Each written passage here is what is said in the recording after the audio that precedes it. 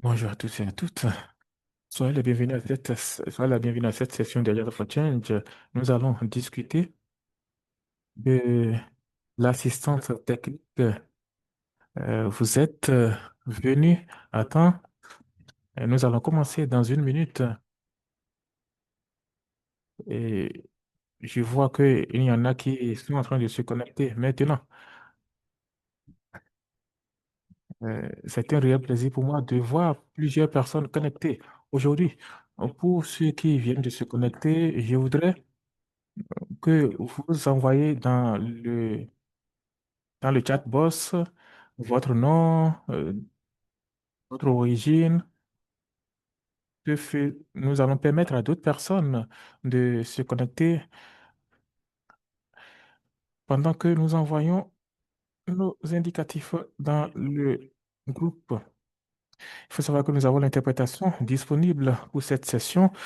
Pour choisir votre langue de préférence, vous allez en bas de votre écran Zoom.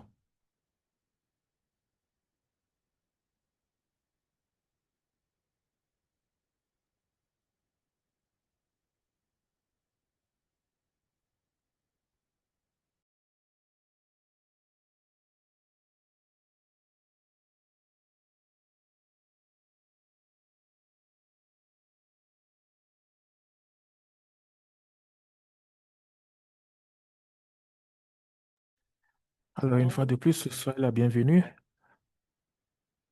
Veuillez écrire votre nom dans la fenêtre de discussion, votre origine, pour que nous sachions qui et qui sont connectés. Un réel plaisir de voir autant de personnes connectées. Nous allons patienter quelques secondes avant de débuter cette session.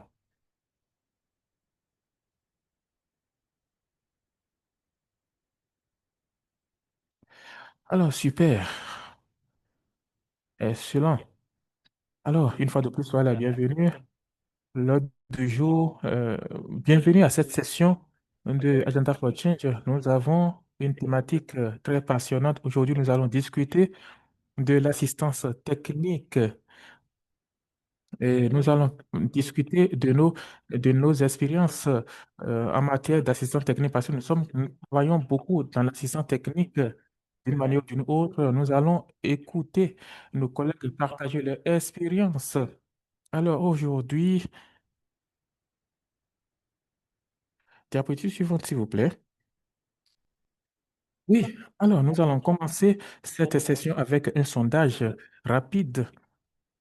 Selon vous, sur la base de votre expérience, mm, quels sont les domaines le plus grand obstacle lié à l'intégration de la science technique dans les systèmes gouvernementaux? Est-ce que c'est le manque de l'appropriation du gouvernement dès le début? Est-ce que c'est le faible ancrage institutionnel ou bien, à vous le choix, à vous le choix, ou bien le cadre de suivi qui n'est pas clair, ou bien la mauvaise correspondance entre le champ d'application de la science technique et les besoins systémiques. Alors, est-ce que vous arrivez tous à voir l'écran?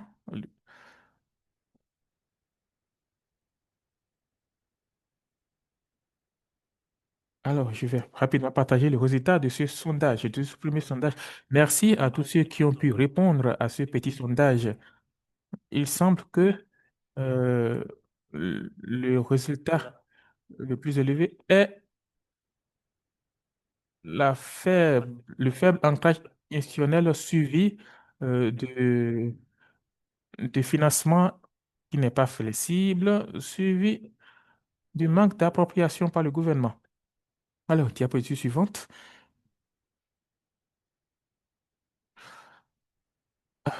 Comme je le disais tantôt, nous avons l'interprétation disponible pour cette session. Veuillez choisir votre langue de préférence et veuillez également parler à un rythme normal, de manière claire, pour permettre à nos interprètes de vous suivre. Veuillez désactiver votre micro lorsque vous n'avez pas la parole. Diapositive suivante. Alors, ici, vous avez l'ordre du jour de cette session. Tout d'abord, En première position, nous allons avoir un aperçu des infrastructures en matière d'assistance technique et en partie 2, nous allons suivre les présentations qui seront faites par nos collègues du Cambodge, du Guatemala et du Rwanda dans le cadre de leur partage d'expérience. Et en troisième position, nous aurons une discussion en panel et quatrième position, les enseignements clés tirés et en cinquième position, les recommandations.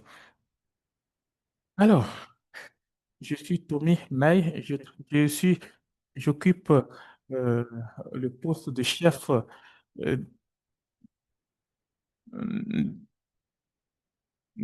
au niveau de WaterAid et je suis également ici avec mon collègue Benjamin Harris qui va prendre la parole à présent. Merci Tommy. Diapositive suivante, s'il vous plaît.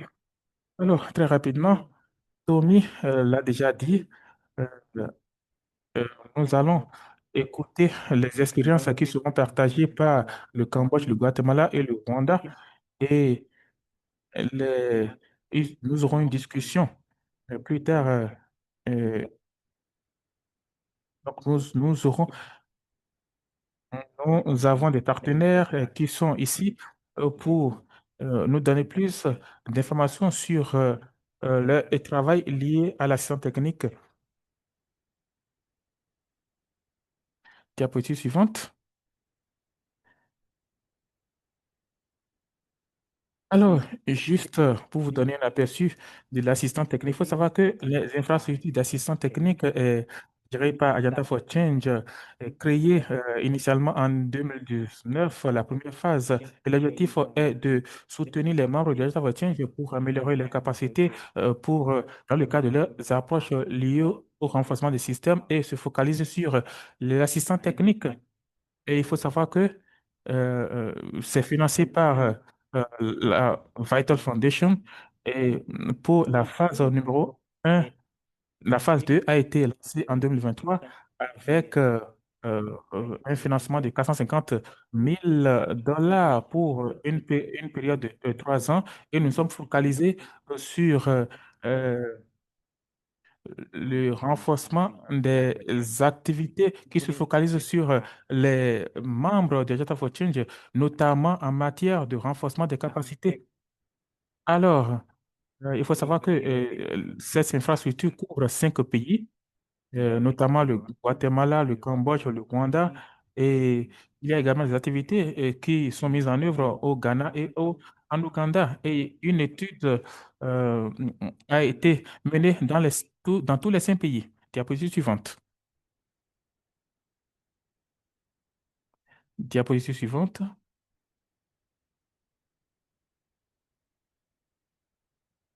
Est-ce qu'on peut passer aux diapositives suivantes? Merci beaucoup.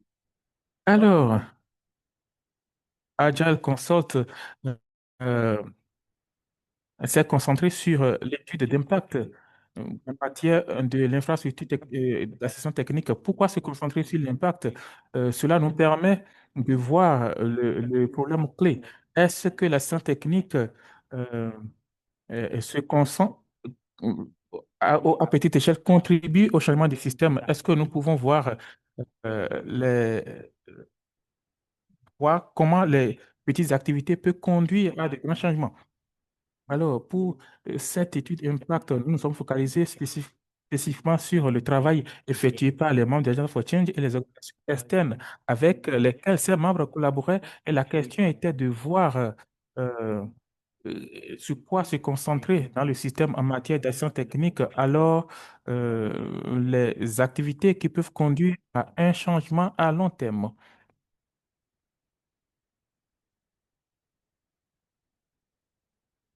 Juste un bref aperçu. Nous nous sommes concentrés sur les exemples de trois des cas en écoutant les personnes qui étaient impliquées. Et je pense que nous avons eu des résultats très différents dans différents cas. Dans certains cas, il était clair pour nous que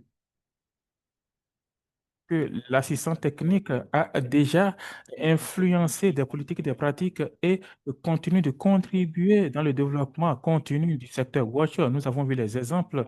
euh, qui ont permis de passer de la petite échelle à grande échelle. Dans certains cas, alors que les activités elles-mêmes ont apporté une grande valeur et étaient très utiles, il y avait eu des questions ouvertes. Quelle est la prochaine étape? Comment cela va conduire au développement du secteur et comment nous allons nous y prendre. Et nous avons également constaté que les progrès étaient incertains dans certains cas. Diapositive suivante. En termes des résultats que nous avons eus en termes de différence, et ce qui a vraiment ravi les contributeurs pour se focaliser sur les détails. La première chose est que cette infrastructure a la flexibilité de répondre aux besoins urgents et les priorités des gouvernements. Dans certains cas, nous avons eu des idées initiales d'action technique qui ont été altérées qui ont été changées pour répondre aux questions du gouvernement et nous aligner sur les priorités du gouvernement. Donc, et je pense que c'est cela qui a apporté la différence. La chose la plus importante pour moi est que l'assistance technique a été ancrée dans les institutions et les processus appropriés par le gouvernement. Cela voudrait dire que nous nous sommes focalisés sur les processus existants, les institutions existantes et les équipes existantes qui travaillent en collaboration avec les membres des Agents for Change et ancrés dans les processus gouvernementaux et plus essentiel à s'approprier les recommandations. Donc, c'est-à-dire, nous avons déjà des personnes en place qui continuent le processus. Vous allez voir des exemples pratiques, notamment du Rwanda, du Guatemala et du Cambodge. Il est également important qu'il y a une logique claire sur comment l'assistance technique peut contribuer au changement du système dans son ensemble. Donc, nous avons mené ces petites activités et cela nous a permis de voir comment ces petites activités ont contribué au développement du système et nous l'avons appliqué dans beaucoup d'autres interventions, des programmes et des projets. Et lorsque vous n'avez pas une logique claire, c'est très difficile d'avoir des différences à haut niveau. Et l'avant-dernière chose est que l'assistance technique a été facilitée par les acteurs actifs, c'est-à-dire les personnes qui comprennent réellement les implications du système Watch et ce qui doit être changé, les nuances. Merci. Diapositive suivante. Alors, juste deux dernières diapositives. Si il y a des questions à se poser, euh, vous pouvez poser des questions à la suite des présentations et lors des discussions en panel. La première question est de savoir comment nous pouvons mieux comprendre les impacts de l'assistance technique. Nous, nous avons mené une évaluation d'impact, mais la réalité est que c'est très difficile de comprendre l'impact au haut niveau. Vous pouvez voir qu'il y a des résultats immédiats, comment les personnes collaboraient, qu'est-ce qui a changé en termes de résultats d'apprentissage, comment le processus a changé. Et brièvement, nous sommes focalisés sur, nous avons vu les changements systémiques de haut niveau qui ont eu lieu et cela requiert du temps. C'est l'un des défis clairs. Ce n'est pas quelque chose qui a limité le travail des Afro Change, mais de ses membres. Comment pouvons-nous démontrer l'impact des interventions liées au renforcement du système? Et je pense que ce défi a été accentué euh, à petite échelle. Alors, comment euh, les, les acteurs de mise en œuvre et les bailleurs de fonds peuvent comprendre les changements systémiques et comprendre comment l'assistance technique peut contribuer à ces changements. Et nous pouvons également nous focaliser sur la logique derrière la mise en œuvre de ces activités à travers une approche cohérente, tout en prenant en compte d'autres initiatives menées par le gouvernement, d'autres acteurs. Est-ce que nous nous sommes concentrés sur la durabilité? Mais quels sont ces changements que nous pouvons apporter et cela nous donne une idée claire de l'impact de l'assistance technique que nous sommes en train d'apporter. Et la deuxième question est la suivante. Peut-être c'est une question euh, un peu provocatrice, mais comment les acteurs WASH sont-ils disposés à fournir l'assistance technique appropriée? Euh, mm, Il y a des activités en amont telles que la coordination, la planification, le renforcement des capacités. Et l'une des choses aussi importantes est l'élément central du système WASH. Mm.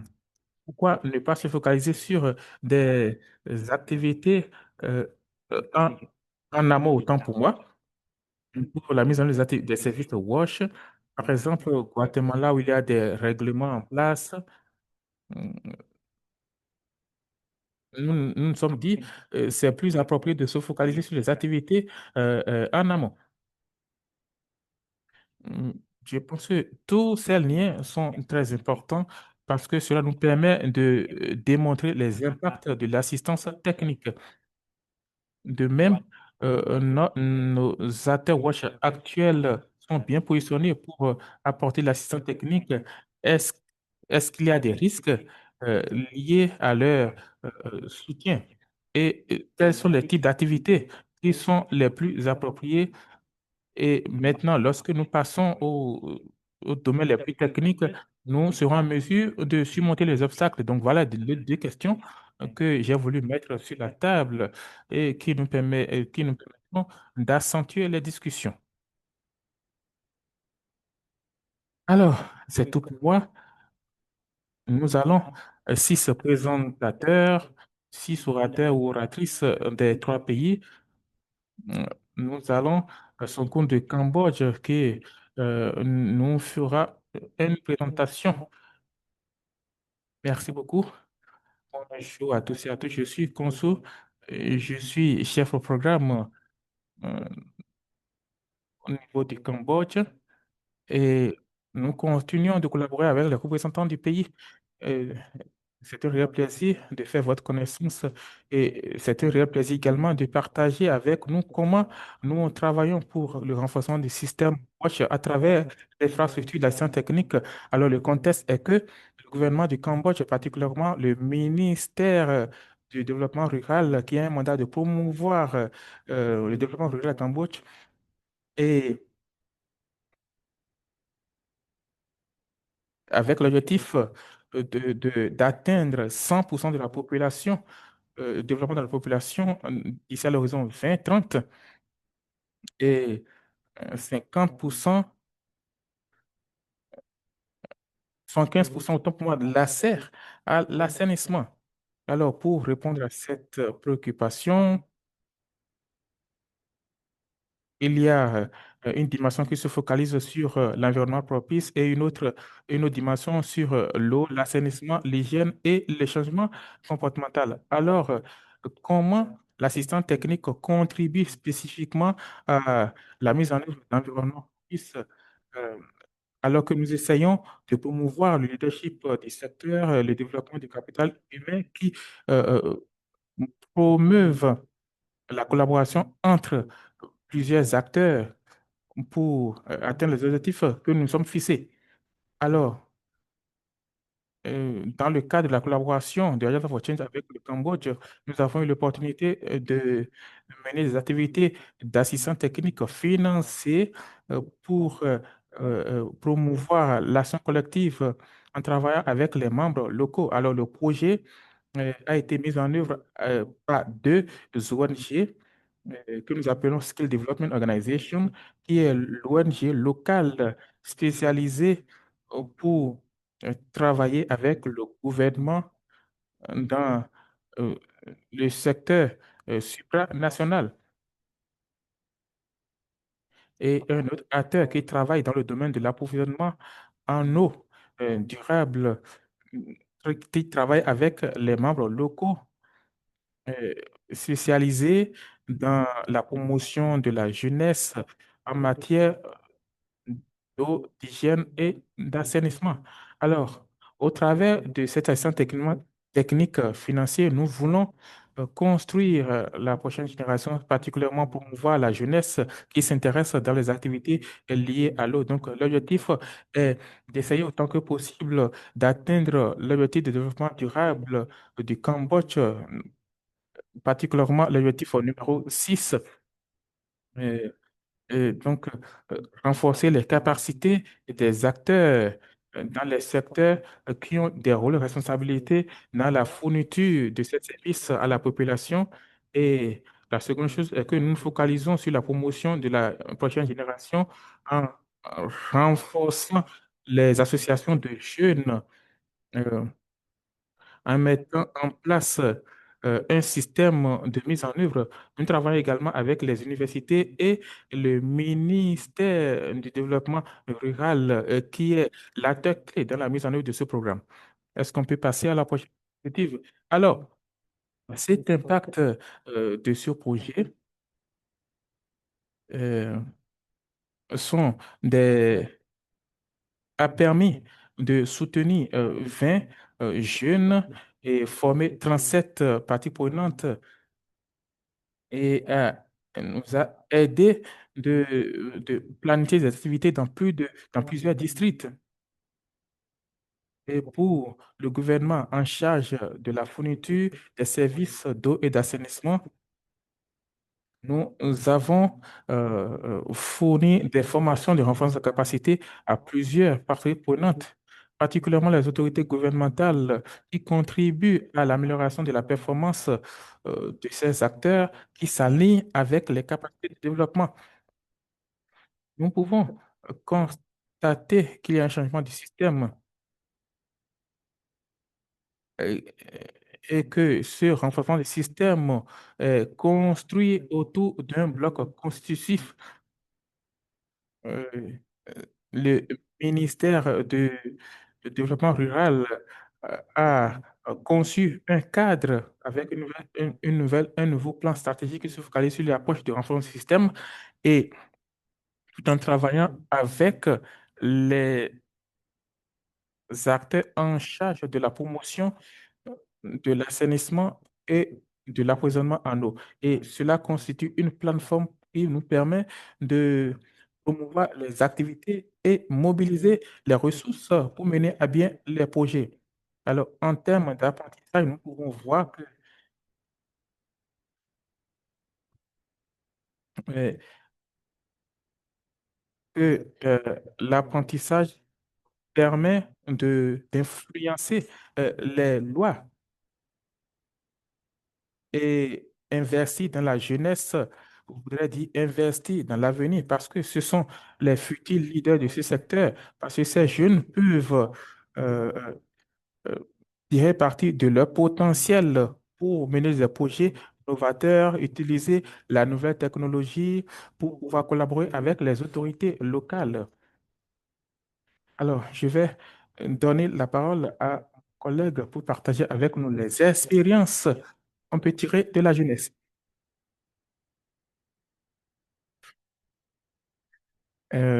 Je suis du Cambodge, je suis co-leader de ce projet sur l'assainissement.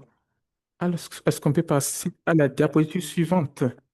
Donc, en 2024, j'ai sélectionné plusieurs participants du domaine professionnel et mon équipe a été récompensée. Et c'est là où nous avons pu mettre en place ce projet. Et notre projet s'est focalisé sur l'eau et l'assainissement. Et j'ai fait, nous sommes focalisés sur l'entretien des toilettes et nous avons choisi une école primaire rurale parce que nous nous sommes dit que lorsque nous renforçons la sensibilisation autour des élèves, nous pouvons, euh, cette sensibilisation peut aller au-delà de cette école et dans leurs différentes familles.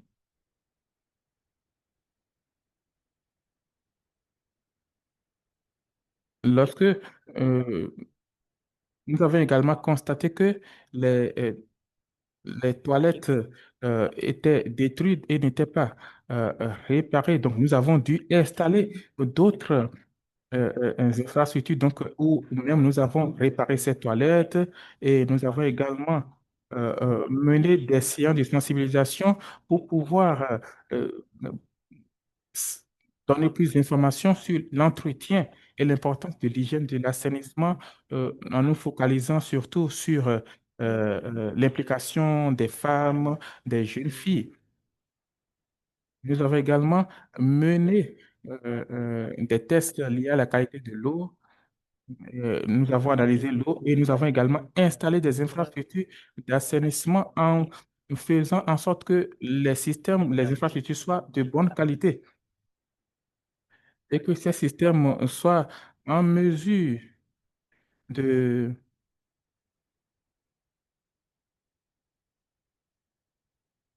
de permettre un bon flux de l'eau. Donc, après avoir mis en œuvre ce projet, nous avons également partagé notre expérience sur la façon dont nous avons pu mettre en œuvre ces projets en collaboration avec d'autres jeunes. Et nous avons impliqué d'autres jeunes qui travaillent dans le secteur Watch. Nous, nous avons eu des discussions et partagé des connaissances plus appropriées sur ce qu'il faut faire pour promouvoir l'assainissement. Nous apprenons l'un de l'autre euh, parce qu'il y en avait qui travaillaient sur l'eau potable. Et donc, je pense que ce projet a été un grand pas pour moi et je voudrais remercier Heritage for Change et les fonds qui ont fait de ce projet une réalité. Merci beaucoup. C'est tout pour moi. Merci.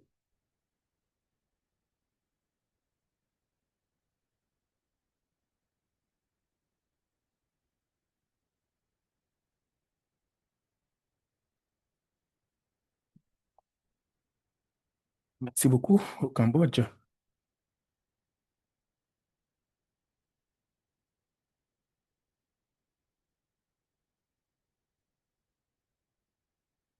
Bonjour à tous, c'est un plaisir pour moi de me joindre à vous, de vous saluer à travers cette session. Mon nom c'est Vanepes, je travaille pour VETAS. Nous sommes membres de Agenda for Change et aujourd'hui nous voudrions partager avec vous notre expérience, l'expérience que nous avons développée à travers la création d'une institution de réglementation dans notre pays.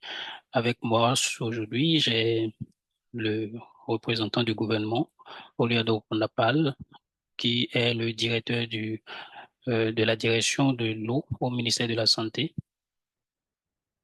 et qui est l'entité dirigeante au Guatemala. Je voudrais déjà vous dire que ce processus a commencé par une réalité sur le secteur WASH au Guatemala. Nous avons convenu euh, une analyse des réglementations et nous avons travaillé avec les municipalités, les communautés au niveau rural, mais il n'y a pas de fonction réglementaire de régulation qui existait au niveau national. Donc, ce que nous avons fait, nous avons fait une analyse, il y avait une absence de parties prenantes, de règles, euh, de reddition de comptes, ainsi de suite. Et nous avons vu que quand il n'y a pas ce type de régulation, la qualité du service dépend essentiellement des fournisseurs de services au niveau des communautés.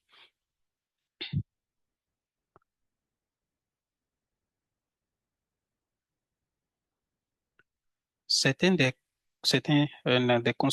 des conséquences, c'est que cela, il y a des doubles fonctions par endroit. Il y a aussi un niveau d'engagement, de respect des normes très bas. Et l'autre situation, c'est que la durabilité ne compte pas véritablement parce que les questions de qualité et de continuité ne sont pas hétérogènes dans tout le pays. Donc, il y a une très faible protection pour les utilisateurs. Les failles et les lacunes réglementaires affectent directement la durabilité de, et l'expérience des utilisateurs. Au Guatemala, ceci est très pertinent en ce sens que une partie importante de la provision, de la fourniture de services est réalisée par des structures communautaires, des communautés qui n'ont pas des capacités, qui ont des capacités diverses, parfois limitées, et n'ont pas toutes les capacités techniques. Et donc, dans un cadre réglementaire, si la qualité du service et la structure dépend des aspects locaux, des aspects au niveau local et au niveau communautaire, alors euh, les droits des utilisateurs n'est pas véritablement sujet. Donc, cette assistance technique ne devait pas, n'est pas venue de l'extérieur, mais à travers nos activités pour que le travail soit puisse se faire de façon faisable. L'assistance technique a facilité le processus et nous n'avons pas voulu changer le leadership au niveau national. Et c'est pour cela que nous avons travaillé avec le gouvernement pour déterminer les objectifs du processus, pour renforcer la gouvernance des acteurs. Je vais donner la parole maintenant à l'ingénieur euh, de la direction de l'eau et de l'assainissement pour nous dire ce que nous avons fait et ce qui a changé dans ce processus. Merci beaucoup, Robert, et salut depuis le Guatemala. Ce que cela implique, c'est que avoir cette entité de régulation au niveau national pour combler ce déficit, cette lacune sur la durabilité des systèmes d'eau et d'assainissement. Pourquoi est-ce que cela était une priorité, c'est-à-dire de renforcer la gouvernance du secteur, c'était été nécessaire pour assurer la durabilité, la sécurité aussi bien que la qualité des services. Et cela permettrait aussi d'avoir plus de garanties de protection des utilisateurs et plus de réduction de comptes, aussi bien que euh, accélérer le recouvrement des coûts et assurer la durabilité financière. Ceci aussi permettra d'améliorer la coordination intersectorielle, vu que le secteur WASH fait interagir plusieurs acteurs. Alors, qu'est-ce qui a changé? Je vais dire déjà que les questions réglementaires dans notre fait partie du programme public. Nous avons une institution avec des règles claires pour voir comment les études économiques peuvent être matérialisées. Nous avons déjà un projet de loi qui est actuellement déjà prêt. Nous avons aussi des échanges avec les, sur les questions de réglementation. Nous avons, quels sont les signes de durabilité qui existent? Nous avons un leadership clair du système impasse et une agence de coordination. Nous avons aussi une feuille de route pour continuer dans le projet. Nous avons une participation multisectorielle de l'État et nous avons aussi inclus le, la question de l'institution de réglementation dans le plan national WSS ou la politique nationale WSS. Alors, maintenant, quels sont les défis qui restent à lever? Nous avons encore des risques sur la durabilité, la protection des utilisateurs, la viabilité. Il est important d'améliorer la gouvernance et la reddition de comptes, le dialogue, aussi bien que la coordination avec la participation des différents acteurs. Ceci sera essentiel pour avoir des changements durables. Cela nous permettra de prendre des décisions plus appropriées pour combler les déficits existants dans notre pays. Le manque de capacité dans les institutions doit être traité afin que nous puissions avoir une coordination nationale en, en intégrant l'agence de réglementation au niveau national et en intégrant, par exemple, les communautés à la base avec des acteurs du secteur privé comme public. Il nous faut avoir une approbation législative de ce processus afin d'avoir un contact direct avec le Congrès pour faire avancer ceci avec le consensus et la volonté politique nécessaire.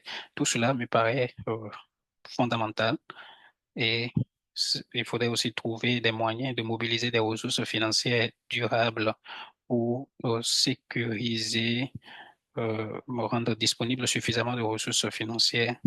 Euh, il faut aussi réussir à traduire euh, le progrès politique en changement opérationnel et réglementaire durable sur les questions de continuité, de coûts, de qualité, de coûts accessibles, ainsi de suite.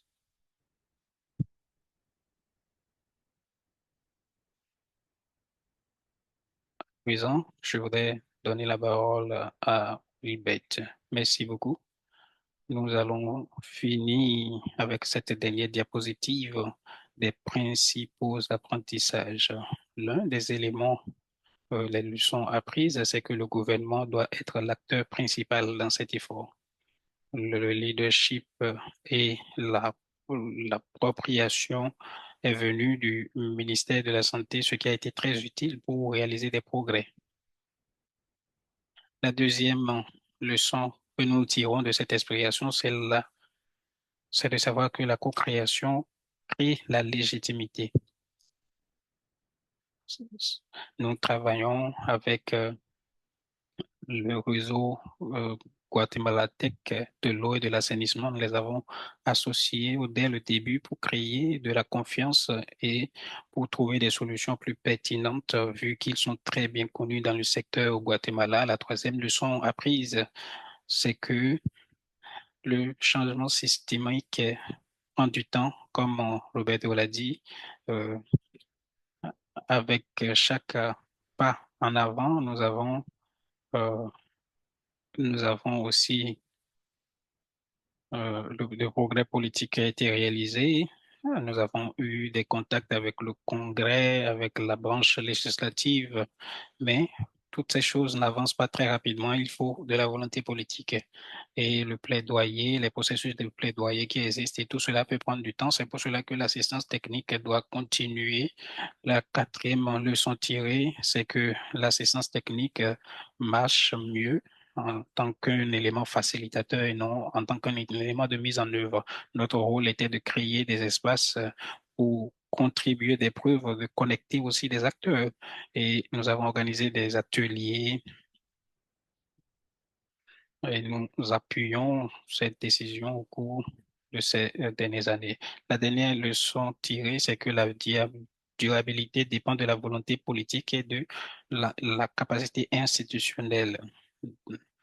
Nous allons soumettre ce projet au Congrès et le succès sera quand ils l'auront approuvé et que cela est mis en œuvre de façon efficace et que nous renforcions les capacités au niveau de toutes les institutions. Le Guatemala, en Amérique latine, est le seul pays qui n'a pas une agence de gouvernance ou de régulation du secteur. Donc, nous voyons qu'il y a euh, de grandes chances que l'assistance technique puisse avancer dans ce sens pour faire avancer la situation. Je pense que c'est très ambitieux, mais je pense que nous avons de grandes chances. Merci. Je vais maintenant donner la parole à quelqu'un d'autre. Merci beaucoup.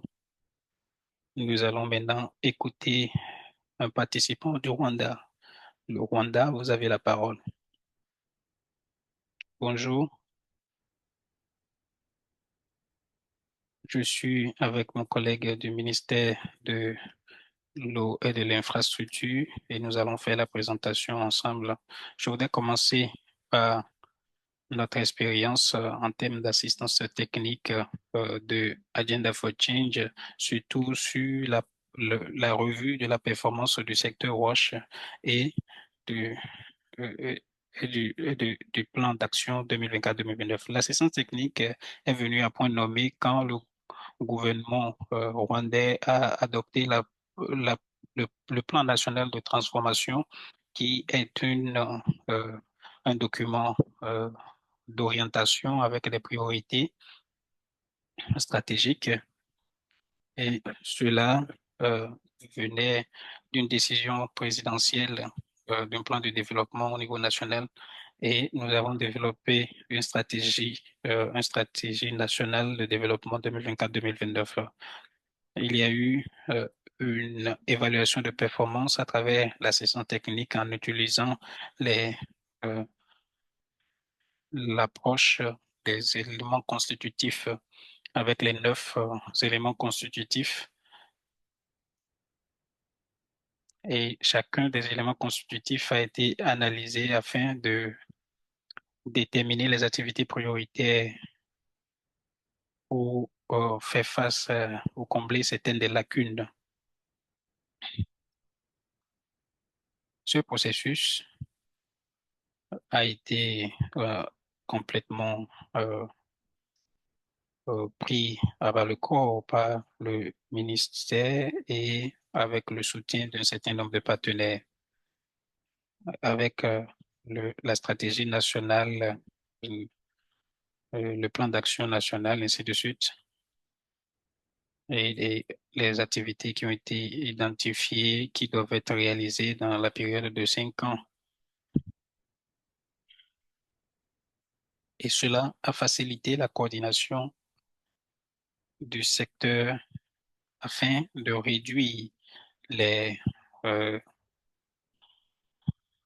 les dépassements et de s'assurer donc de l'orientation sur les priorités du gouvernement parce que ce qui a été développé était très approprié. La stratégie sectorielle et la stratégie nationale de transformation ont été aussi employées. L'assistance technique a permis de renforcer la mise en œuvre des activités qui ont contribué à la réalisation de plans de gouvernement à travers une mission,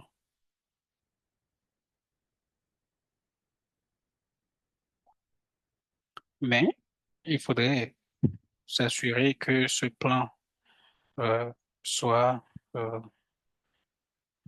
que les différents acteurs puissent s'approprier de ce plan. Et pour ce faire, nous avons eu des discussions avec des parties prenantes à travers la consultation et des ateliers sous le leadership du ministère de la Construction, de l'eau.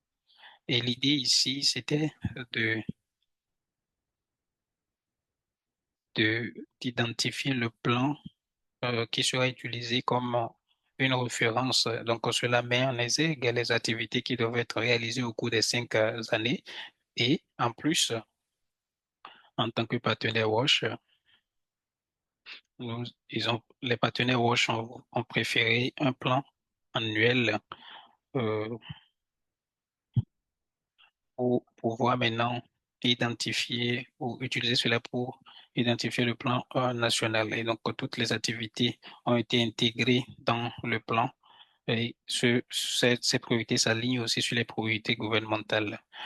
En ce qui concerne maintenant le gouvernement, c'est-à-dire le ministère des Infrastructures, le plan a été utilisé comme un outil pour faire le suivi de la mise en œuvre des différentes priorités qui s'alignent sur la stratégie nationale pour la transformation et la stratégie sectorielle. En ce qui concerne maintenant les apprentissages, les leçons apprises dans ce processus, de ce processus d'assistance technique, le plan d'action multisectoriel a synchronisé les projets fragmentés en une seule feuille de route, ce qui veut dire que quand vous venez dans le secteur, vous comprenez ce qui doit être fait dans le secteur WASH qui s'aligne sur la stratégie nationale pour la transformation et les différents objectifs de ce plan. Donc, nous avons un seul document qui donne une feuille de route claire et nous avons même estimé le budget pour la mise en œuvre des différentes activités du plan et euh, chaque activité avec un budget bien exprimé.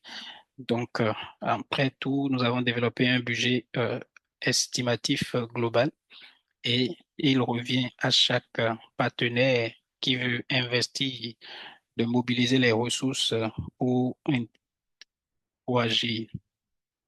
L'autre aspect, c'est que nous avons compris que euh, pour avoir les investissements, il faut un plan clair et nous avons travaillé sur ce sens. Et comme nous avons développé le plan national, plutôt que de montrer les activités, de montrer les budgets aussi, il y a une session qui montre aussi les potentiels sur la base du mandat des différents partenaires WASH et les domaines de coopération qu'ils ont avec les différents ministères. Par ailleurs, en ce qui concerne le ministère de l'infrastructure, cela a permis au ministère,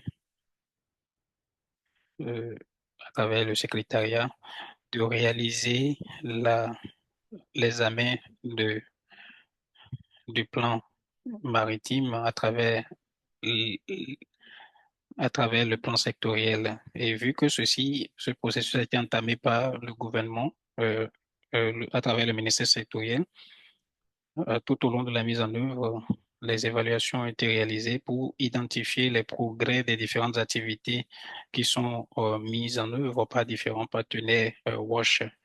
Et le plan a aussi évalué à travers des évaluations ou des examens sectoriels. Et nous sommes tout à fait sûrs que ce processus est intégré au processus du gouvernement et cela rend la tâche beaucoup plus facile quant à la durabilité de ces activités qui viennent donc de l'assistance technique que nous avons reçue de Agenda for Change.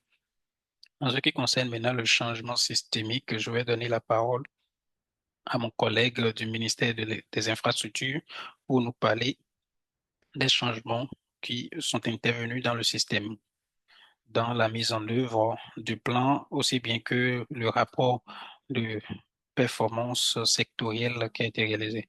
Merci beaucoup, Olivier. Je suis Léon Sia. Je suis chargé de politique, recherche et développement sur les questions d'eau au département de l'eau et de l'assainissement et des infrastructures, spécifiquement sous le secrétariat de la coordination. Les changements systémiques sont venus comme un élément transformateur dans notre secteur, d'abord pour améliorer euh, le, le secteur à travers la planification. Le processus a commencé quand nous avons eu des situations, des questions de planification et de coordination des différents mécanismes des partenaires. C'est vrai que nous avons le groupe de travail sectoriel, mais il n'y avait pas véritablement une action coordonnée, une collaboration où on pouvait savoir où est-ce que chacun veut investir ses ressources. Donc, avec ce système, bon, nous avons pu planifier ensemble à travers les plans régionaux ou plutôt sectoriels d'investissement. C'est une approche qui a été identifiée avant le changement du système. Et donc, cela permettait à chaque district pour que à chaque district d'identifier ses priorités, euh, une approche basée sur les secteurs pour que chaque district puisse identifier ses besoins dans une approche participative afin d'identifier leurs priorités et de développer les meilleurs plans. Donc, cela nous a permis de travailler au niveau national en partant de la base parce que nous avons commencé ceci euh, dans les districts de Kigali et nous avons aussi d'autres districts hors de Kigali. Et aujourd'hui, nous avons déjà ce plan d'investissement pour chaque district avec les ressources nécessaires pour développer de nouvelles installations sur les questions, par exemple, aussi les besoins sur les questions de renforcement de capacité. Donc, cela a aidé le secteur quand il s'agit de comprendre le, le cadre. Donc, comme mon collègue vient de le dire, l'évaluation de la performance a été déjà réalisée au niveau sectoriel à travers, à travers les ateliers que nous avons organisés où nous nous asseyons et nous discutons. Tout cela a été fait ensemble et nous faisons des réflexions approfondies. Nous essayons de voir les difficultés et les plans d'action qui qui a été mentionné dans le développement, l'élaboration du plan d'action multisectoriel. Nous travaillons actuellement sur le, l'outil de transformation nationale et le plan sectoriel que nous aurons à l'horizon 2024-2029. Donc, avec cela, le système a intégré tous les paramètres dans les éléments constitutifs afin que chacun puisse savoir quand fait quoi, est-ce qu'il y a le budget, les dates butoirs, les jalons, ainsi de suite. Donc, cela nous a aidé dans le suivi, le monitoring et dans la réflexion collective. Donc, l'identification des paramètres permet d'aider le secteur à développer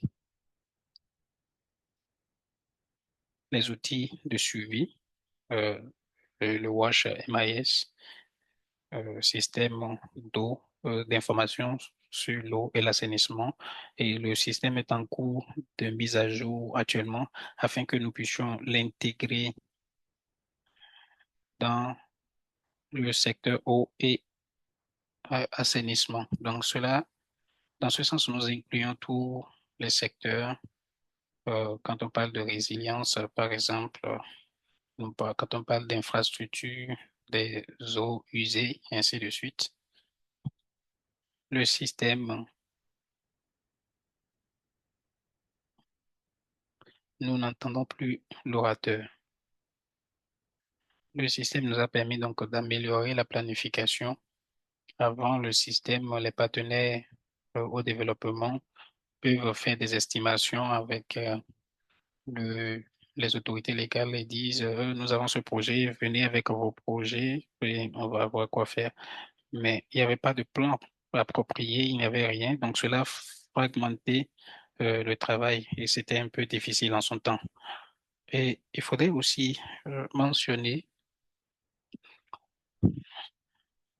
cela a permis d'oublier et d'éviter les doublons d'efforts en ce qui concerne la planification, le temps, la gestion du temps, les budgets, ainsi de suite.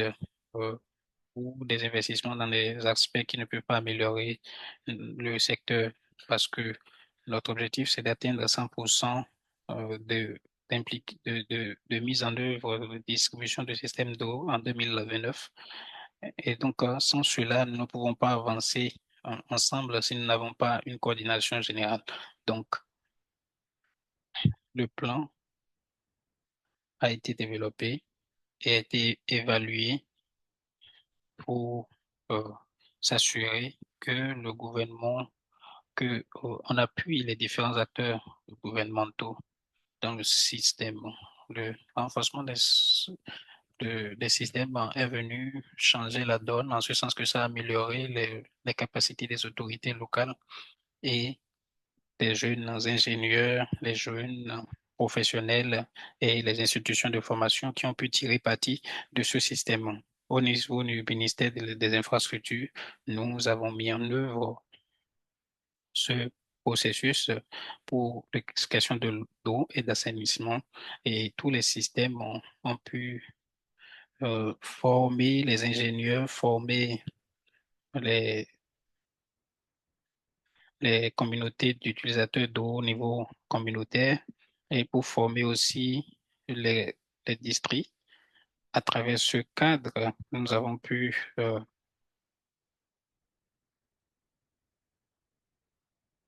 évaluer les services d'eau et d'assainissement et dans les communautés. Donc, ceci a été très important. Il était nécessaire d'avoir ce système sur l'eau et l'assainissement et nous célébrons à travers le développement du plan des districts. Le plan, c'est d'avoir cela intégré dans le plan national. Et donc, nous travaillons à avoir certains programmes. Il y a certains programmes qui ont commencé dans certains districts, mais qui ont été cofinancés par différents partenaires au développement, y compris, nous n'avons pas entendu l'orateur. Donc, tous les acteurs vont se mettre autour de la table pour dire, voici les services que nous avons, voici les ressources que nous avons. Euh, sur 5 ans ou 10 ans, voici le budget. Le budget a été réalisé annuellement et afin que la mise en œuvre puisse commencer.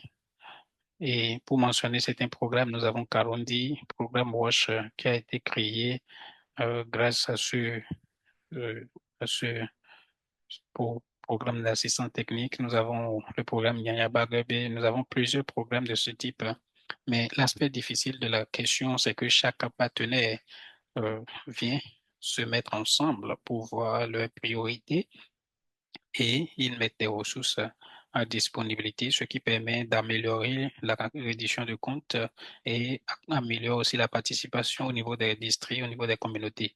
Par ailleurs, le système euh, a aidé la communauté en ce qui concerne la viabilité des systèmes. Nous avions Nous avons des situations où les gens investissaient des ressources et finissent le projet dans une communauté, et mais les installations se gâtaient au bout d'un mois ou d'un an. Mais aujourd'hui, cela a amélioré l'appropriation, la reddition de comptes parce qu'ils se mettent ensemble pour discuter et font le suivi aussi ensemble. Donc, avec ces éléments, nous avons aussi développé les systèmes de gestion, les systèmes de suivi des coûts. Il y a le secteur privé aussi qui participe. Euh, qui travaillent dans les approvisionnements d'eau au niveau rural et les infrastructures dans ces secteurs avec l'appui des acteurs de l'eau et de l'assainissement. Donc, au départ, il n'y avait pas de capacité, il n'y avait pas d'appropriation, mais tous ces domaines se sont améliorés et les connaissances techniques des techniciens ont une meilleure connaissance de ce quoi faire grâce à la formation qu'ils ont reçue et les changements qu'il y a eu dans le système. Alors, ce que mon collègue vient de dire par rapport au plan, c'est que nous nous asseyons et nous saisissons l'opportunité de voir les défis auxquels nous sommes confrontés pour développer un projet. Et sur la base de cela, nous développons un plan d'action qui est approuvé par le secrétariat permanent du ministère des Infrastructures et est mis en œuvre enfin par différentes parties prenantes. C'est ce que nous faisons dans le groupe sectoriel. Nous avons le secrétariat qui est le coprésident du secteur. Donc, c'est quelque chose que nous admirons et nous espérons pouvoir continuer à mettre en œuvre parce que cela a donné naissance à une nouvelle ère dans notre secteur en ce qui concerne l'accès universel aux communautés, aux villages, ainsi de suite, pas seulement les infrastructures, mais aussi la qualité des services. On peut avoir des infrastructures, mais sans les services, ce n'est pas véritablement la peine. Nous suivons donc la qualité des services, le coût des connexions, des raccordements, ainsi de suite.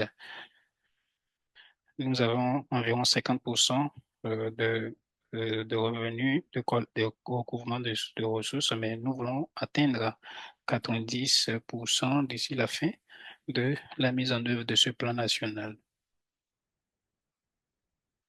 Donc, c'est un aspect de la question que nous apprécions beaucoup grâce à l'impact que cela a, que nous pouvons voir et nous espérons pouvoir en avoir plus. Par ailleurs, désolé, nous manquons de temps. Est-ce que vous pouvez résumer votre présentation, s'il vous plaît? D'accord. Je pense que c'est tout ce que j'ai à partager avec vous.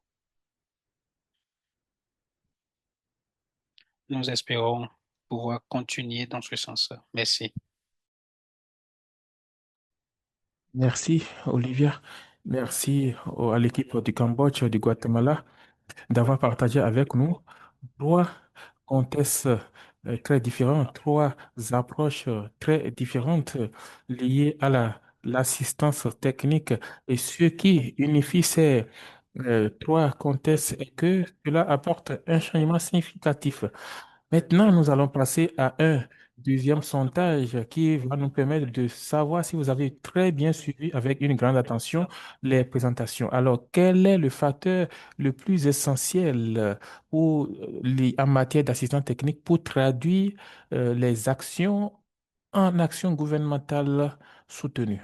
Est-ce que c'est l'appropriation politique, l'ancrage institutionnel, le financement adéquat, le renforcement de capacité, la coordination ou tout ce qui a été mentionné plus haut?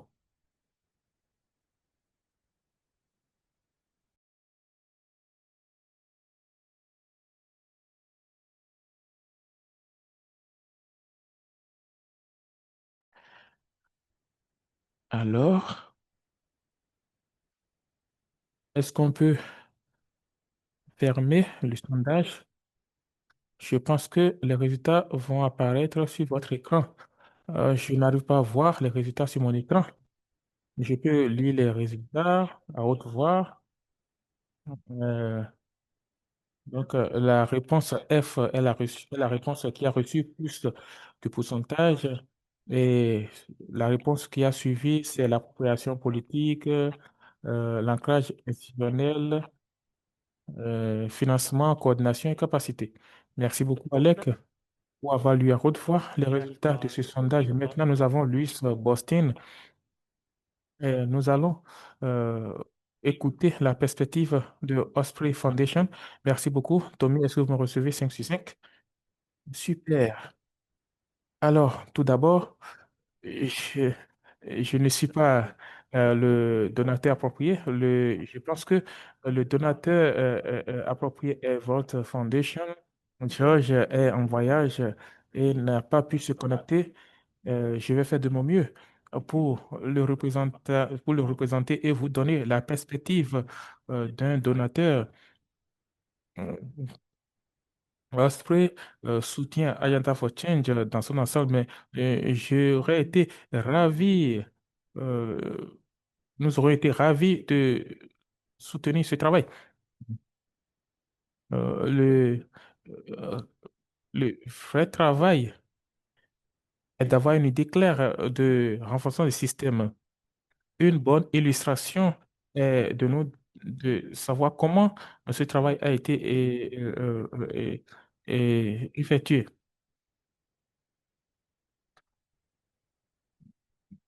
Cela m'amène à réfléchir sur la définition du succès dans le secteur Watch, qui n'est pas une définition euh, logicielle, comme je peux le dire. Il ne s'agit pas du renforcement des systèmes.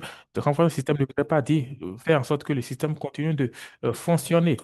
Je pense que les deux chose qui permet de renforcer le système et de se familiariser d'abord avec les blocs constitutifs, mais l'autre chose est de dire que le réseautage, la relation, la collaboration entre les personnes, les institutions, la motivation, et c'est tous ces éléments-là qui font en sorte que le système continue de fonctionner. Et cela, nous avons vu des exemples palpables de comment ces choses fonctionnent. Et l'élément central également est le gouvernement le fonctionnement du gouvernement, le rôle de leadership du gouvernement. Cela ne voudrait pas dire que le gouvernement est le meilleur prestataire de services, mais le gouvernement doit être à l'avant-garde des processus en termes de la réglementation. Et c'est une bonne illustration du travail du gouvernement. Alors, les enseignements clés que je voudrais tirer de cette présentation est, sont les suivantes. La première chose est que les secteurs privés euh, euh, mm, euh, euh, doivent se concentrer sur le marché, écouter les cris du marché. Vous devez voir ce que dit le gouvernement et cela les aidera à faire un meilleur travail. Mm, mm, Au lieu de faire des suppositions, vous aurez une idée claire des besoins sur la table, faire un meilleur diagnostic de la situation et prendre en compte chaque situation parce que chaque situation est différente l'une de l'autre. Une autre chose de cela qui a été mentionné par plusieurs orateurs est que c'est un processus à long terme. Ce n'est pas un processus qui est mis en œuvre du jour au lendemain ou bien en quelques mois. Vous devez voir le pilier du processus pour voir si vous êtes en train de faire des progrès ou non. Euh, de tout ce qui précède la leçon clé pour les donateurs est la contribution, pas l'attribution. Le rôle du donateur est d'aider le processus du début jusqu'à la fin, de renforcer les systèmes. Et je pense que plusieurs exemples ont été cités. Et je pense que euh, cela permet de renforcer la collaboration entre les pays et c'est un exemple palpable que Agenda for Change met en place en travaillant en étroite collaboration avec le gouvernement et les autres pays. Ensemble, ces pays, ces collaborateurs arrivent à mener un diagnostic parfait du processus et ce qui aide le gouvernement le mieux à y mobiliser les fonds et à utiliser les fonds de manière appropriée. Je pense que le point final que je voudrais mentionner, deux points finaux, qu'il y a des exemples très variés, mais je vois un exemple qui s'aligne sur tous les autres exemples. L'exemple est que le renforcement du système est nécessaire et, et l'implication des jeunes est très importante pour pérenniser ce processus dans l'avenir. Euh, euh, Par exemple, le cas de Guatemala, le gouvernement peut se dire, nous avons besoin d'un organe de réglementation. Par exemple, dans le cas du Rwanda, qui le gouvernement du Rwanda peut décider de faire en sorte que le système fonctionne le mieux de manière pratique. Mon point final est le suivant. Euh, les dernières semaines, les derniers mois, nous avons eu des annonces sur des mouvements dirigés par la Banque mondiale euh, impliquant 10 banques multilatérales de développement lors de la conférence, de la conférence des Nations Unies sur l'eau. Et j'ai vu plusieurs personnes apprendre l'une de l'autre à travers des exemples concrets. Et c'est de cette façon que nous travaillons. C'est de cette façon que les choses sont mises en œuvre au niveau national et au niveau des districts. Et nous avons beaucoup appris de cette conférence. Je vais m'en arrêter ici et remercier les participants et les participants, de même que les gouvernements et les partenaires de mise en œuvre pour avoir partagé avec nous des exemples concrets de ces évaluations. Merci beaucoup, Luis. Merci pour ces propos riches en informations. Maintenant, il est temps pour nous, c'est le moment de poser des questions aux présentateurs et aux présentatrices. Alors, si vous avez des questions que vous voulez adresser au présentateur, veuillez juste demander la permission, ouvrir votre micro pour poser la question ou envoyer votre question dans la fenêtre de discussion. Alors, euh, euh, plus vite vous poserez votre question, plus vite votre question sera répondue. Je pense que Kate a une question. Léoncia a dû se déconnecter.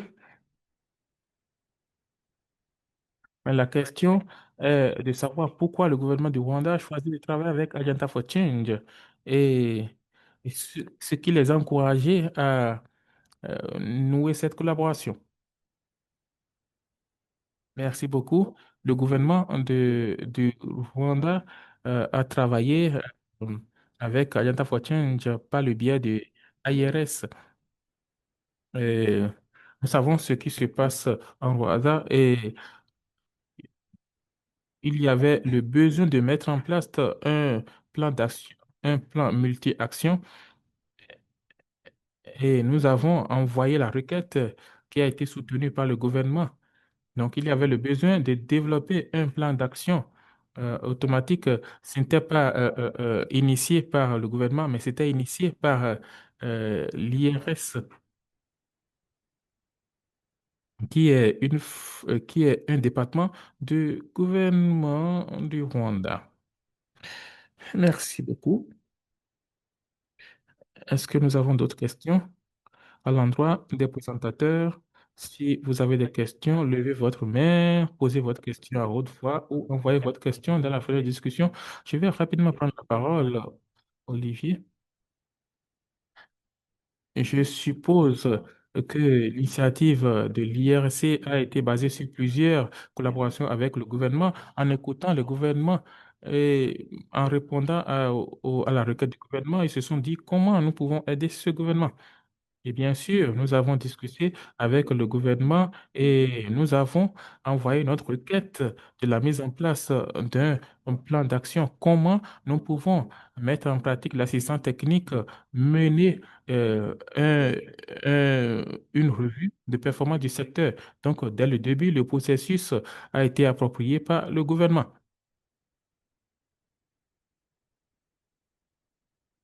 Je voudrais demander à Tommy, juste pour appuyer Olivier, euh, euh, l'assistant technique a été positionné a été endossé par une collaboration plus large, par exemple Water for People, Water for Aid, IRC, et, et l'IRC a euh, identifié les prestataires de services potentiels, mais l'offre a été essentiellement dirigée par une collaboration plus large de plusieurs fondations ou organisations. Merci beaucoup pour cet élément de réponse. En attendant que vous réfléchissiez à votre question, j'ai une question à Wilbert. Quelle est la vraie coappropriation entre le gouvernement et les partenaires d'un point de vue pratique? Merci beaucoup. Dans ce cas, du ministère de la Santé. Le ministère de la Santé a été impliqué dès le début de, ce, de, de cette assistance technique. Nous parlions de la fin de l'année 2024. Ils ont participé à l'atelier organisé en collaboration avec plusieurs acteurs parce que les chercheurs, les secteurs privés, les municipalités et les ONG ont été euh, invités. Donc, le ministère de la Santé a facilité ce processus avec les parties prenantes. Cela nous a permis de réfléchir euh, à cet appui. Je suis persuadé que le ministère de la Santé va continuer ce processus parce que nous savons que le ministère de la Santé est bien autonomisé pour continuer ce processus. Euh, Cette initiative euh, euh, n'aurait pas été pérenne si le ministère de la Santé n'était pas impliqué. Nous avons bien en place un cadre politique, de même que des feuilles de route euh, euh, basées sur la volonté politique. Il faut savoir que tous les membres du Congrès ont approuvé le projet de loi et cela a permis de mettre en place une institution réglementaire. Donc, il est très important d'élaborer cette feuille de route. Donc, nous avons dû renforcer les capacités des agents du ministère de la Santé. Ils ont tout ce qu'il faut maintenant. Ils ont leur bureau. Et nous pouvons, euh, je pense que le ministère de la Santé est bien positionné pour pérenniser ce processus d'assistance technique. Merci beaucoup. C'est très bien de voir comment cette collaboration a permis la pérennisation du processus. Je voudrais demander à Sukun,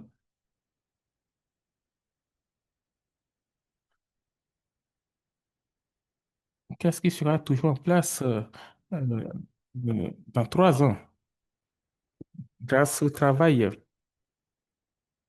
Oui, vous avez des commentaires? Alors, je voudrais rapidement poser la question à avant vous. Qu'est-ce qui serait toujours en place dans 3 ans grâce à ce travail? Merci, Tommy. Je pense que je vais juste m'appesantir sur 2 points sur le renforcement du système. Si vous voyez ce qui peut contribuer à la pérennisation du secteur, euh,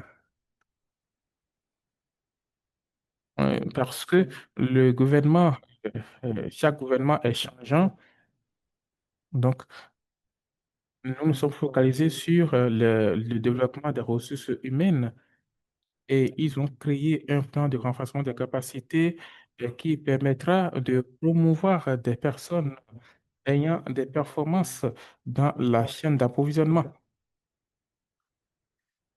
Et nous avons également soutenu le gouvernement à co-développer un manuel, un guide de renforcement du système WASH.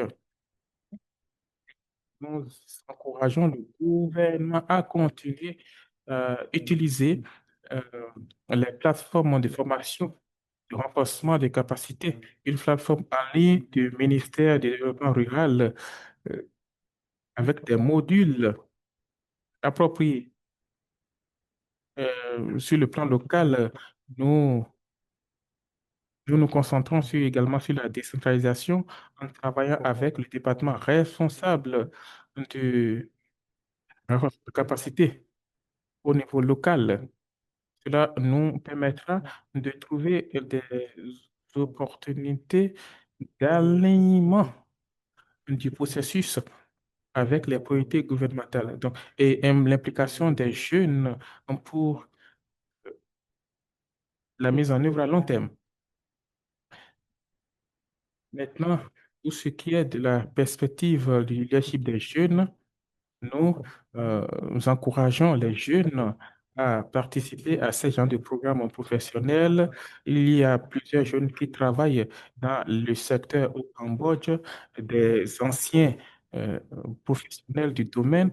Donc, nous essayons de regrouper ces jeunes ayant la connaissance appropriée en matière de renforcement du système, pas juste uniquement dans le secteur WASH, mais lorsque nous voyons la connectivité du système, ces jeunes peuvent travailler dans plusieurs secteurs. Louis, j'ai deux questions. Une question adressée à l'équipe pays. Je suis curieux de savoir combien, combien de projets d'assistance technique permettra euh, au gouvernement de savoir quoi mettre en œuvre et ce dont les gouvernements ont besoin, même s'ils n'ont pas les capacités appropriées. Par exemple, il y a des gouvernements qui veulent mener à bien certains projets, mais n'ont pas les capacités appropriées et ont besoin d'appui euh, externe. Donc, je suis curieux d'avoir une idée plus claire sur l'équilibre entre ce qui est essentiel et les capacités. Euh, euh, euh, le, pour le travail en amont, il faut le financement, mais pour le travail en aval, il faut le renforcement du système. Donc, je me demande pourquoi vous vous focalisez plus sur le travail en amont que le travail en aval. Qui voudrait prendre la parole d'abord?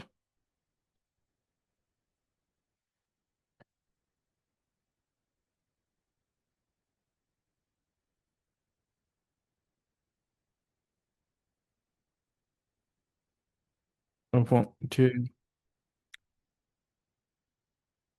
le renforcement du dans le renforcement dans le renforcement du système sous l'assistance technique, les activités et en aval attirent plus de financement, mais sans le système en amont, ces initiatives en aval pourraient ne pas bien fonctionner ou durer dans le temps. Donc, nous nous focalisons plus sur le travail en amont parce que pour eux, c'est la meilleure chose à faire. Je pense que c'est la meilleure manière d'utiliser les ressources.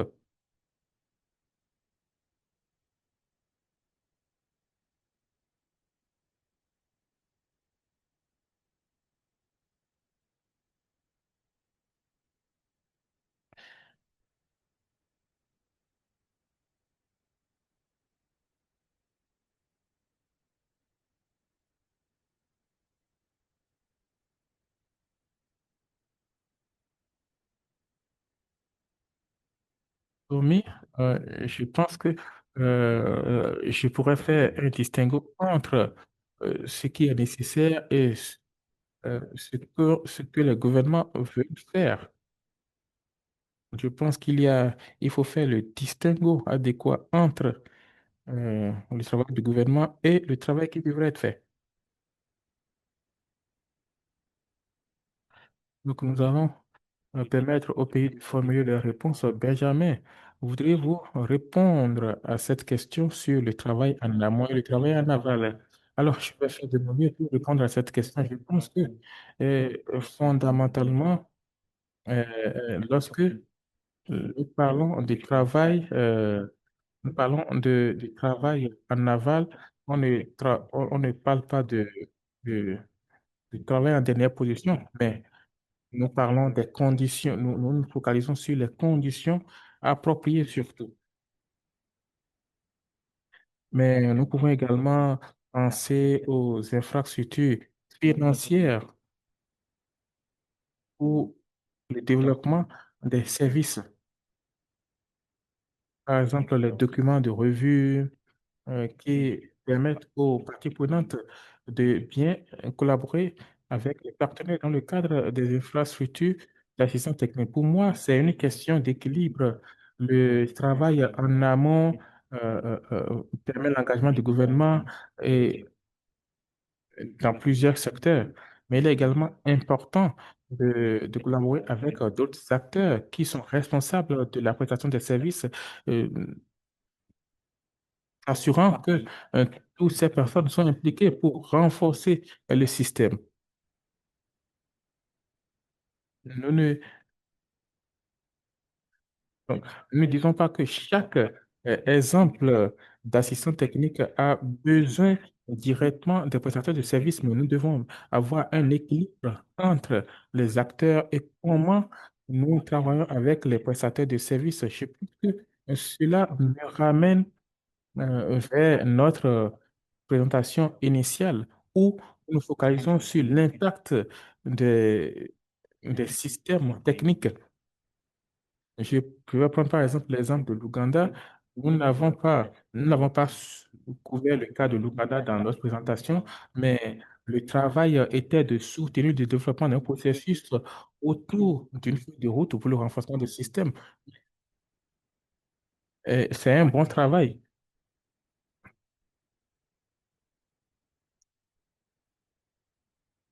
Donc, il faut essayer de faire, de renforcer l'équilibre entre le processus au haut niveau et le processus en bas de la pyramide. Vous avez répondu à la question, mais cela ne couvre pas complètement euh, euh, le pilier même de ma question. Je ne serais pas surpris si l'assistant technique se focalise sur toutes ces activités. Mais quand on se focalise sur les activités en aval, c'est plus difficile de mesurer l'impact. Et parfois, c'est difficile de mesurer ces choses parce que le travail en aval, en amont, autant pour moi, est moins direct. Et certains piliers du système pourraient être affectés. Ça rend le travail un peu plus difficile en tant que consultant, mais cela ne voudrait pas dire de se focaliser uniquement sur les types d'assistants techniques qui sont faciles à mesurer.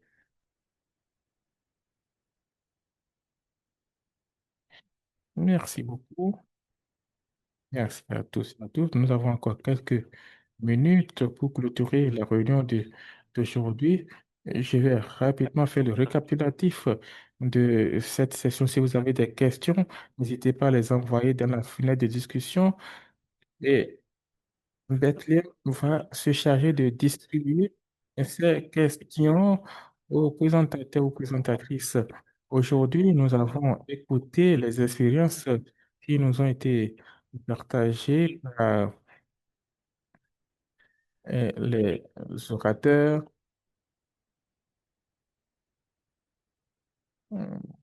Par exemple, aux personnes qui ne travaillent pas uniquement dans le domaine de l'assistance technique. Et je voudrais avoir votre avis dans la foulée de discussion. Alors, qu'avez-vous appris de la session d'aujourd'hui et que ferez-vous de manière différente la prochaine fois que vous serez impliqué dans des activités d'assistance technique?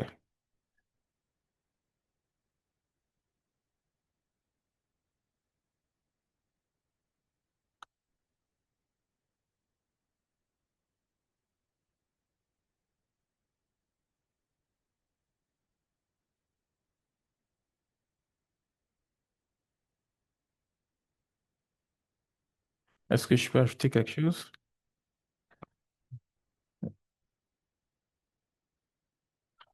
Quand il s'agit de développement de plans d'action, on- je suis persuadé que nous devons euh, euh, avoir l'engagement des différents partenaires et l'engagement des différents acteurs de mise en œuvre. Ce qui pose un grand problème est le financement qui s'étale sur 5 ans. Et parfois, nous avons besoin de plusieurs activités de consultation pour être en mesure de mettre en place la mise en œuvre. Donc, parfois, c'est difficile d'avoir l'engagement à long terme des partenaires, ce qui rend le travail difficile. Mais ce que nous savons est que dans la période de 5 ans, le ministère des Infrastructures va mener les examens euh, pour un plan d'urgence pour faire les ajustements nécessaires. Si, que feriez-vous différemment lorsque vous travaillez dans le domaine de l'assistant technique? Je voudrais avoir plus de réponses. Je vois que des réponses sont envoyées dans la fenêtre de discussion. Vos réponses sont très importantes. Euh, Ces réponses vont nous permettre d'apporter de, de très bons changements.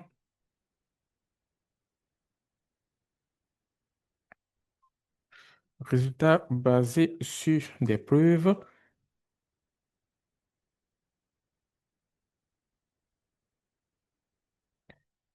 Investir plus de temps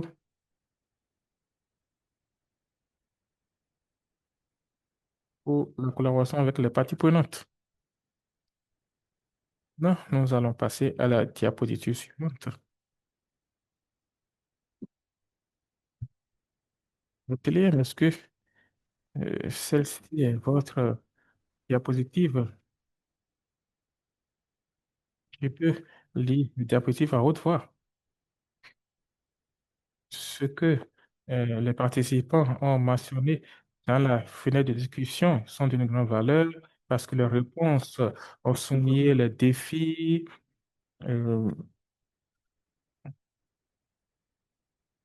L'un des enseignements clés que j'ai souligné dans le document d'apprentissage qui sera lancé cette semaine. Euh, le document d'apprentissage que nous avons élaboré avec le soutien du AGO Consult. Ce document est très essentiel Mais nous devons également prendre en compte les activités d'assistance technique. Ce document reflète les processus et l'apprentissage.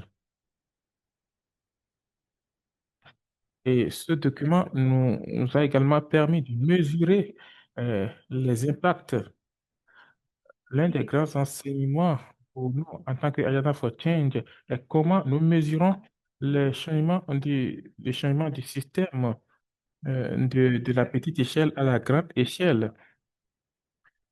Il y a l'intention de tirer parti de l'impact en matière des activités d'assistance technique.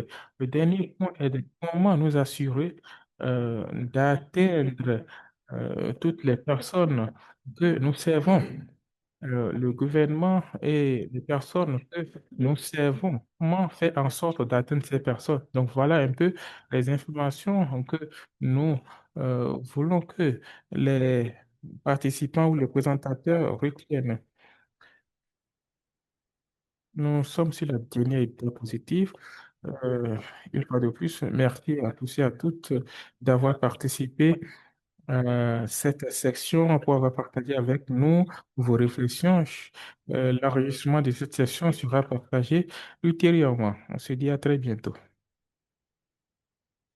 Merci à nos orateurs et oratrices. Merci également aux interprètes. Merci, ce fut une section fantastique. Merci. Merci.